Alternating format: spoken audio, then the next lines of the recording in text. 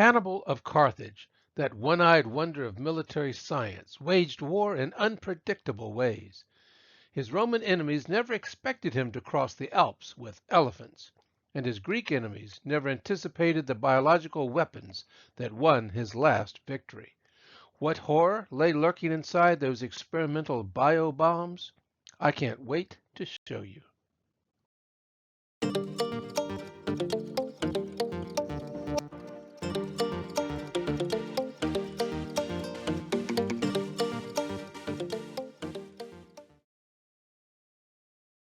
In 183 BCE, Hannibal was an aging general in his 60s, still fulfilling his boyhood pledge of eternal hatred for Rome. He had made that promise to his father, Hamilcar Barca, after the Romans humiliated their homeland in the long and bitter First Punic War. That pledge, plus Hannibal's military genius, brought him closer than anyone could imagine to crushing the rising power of Rome in the Second Punic War. And for that the Republic never forgave him. The victorious but vengeful Romans hunted Hannibal for the rest of his life, until 20 years later, when the Carthaginian general, surrounded by Roman soldiers, drank a fatal draught of poison in one last act of defiance. Hannibal's military record may sound like movie hype. For example, this 1959 film exclaims, "Not in his time, not in our time, not in all time has the world seen such might as the mighty vengeance of Hannibal."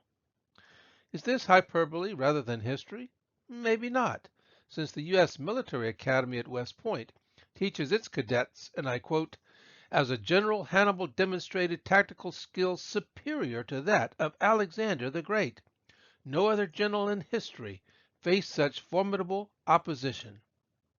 One hint of Hannibal's true tactical genius can be found in the last battle he fought just a year or so before his death. When Hannibal fled from Carthage after the Second Punic War, he continued his fight against Rome by joining the armies of several Hellenistic kings in the eastern Mediterranean. One of them was King Prusias of Bithynia, who was waging war against another Greek king, Rome's ally, Eumenes II of Pergamum. In league with Prusias, Hannibal took command in a naval battle against Eumenes in about 184 BCE. Because he was greatly outnumbered, Hannibal devised a two-part plan to demoralize and defeat the enemy fleet. First, he wanted to concentrate his forces against the warship bearing King Eumenes himself, hoping that if he captured or killed the enemy king, his large navy would capitulate. Second, if that failed, he must deploy a secret weapon to undermine the confidence of his foes and thus give his smaller force a fighting chance. But the flagship of Eumenes was unmarked, so how was Hannibal going to attack it? Well, he sent a herald aboard a small boat to the enemy fleet with a written message for the enemy king. Then Hannibal simply watched to see where it was taken. This clever ruse pointed the way for Hannibal's attack upon Eumenes, who backed away from the battle and let his superior numbers threaten to surround Hannibal's ships. Now was the time for Plan B, Hannibal's secret weapon. Using small catapults, Hannibal's crews began launching bombs loaded with a deadly biological agent, venomous snakes. Packed in ceramic jars that burst open when they smashed onto the enemy ships, these vipers were thoroughly vexed and ready to strike at the helpless oarsmen wearing no protective gear at all. The result was utter panic. Debilitated ships with demoralized crews scrambled to escape, leaving Hannibal victorious in his last great battle. Naturally, some historians have doubts about such war stories. They question how Hannibal could have gotten his hands on enough snakes to terrify an entire enemy fleet, and how his crewmen ever got them sealed into clay jars. These objections are certainly worth thinking about, but the ancient account is not really that far-fetched.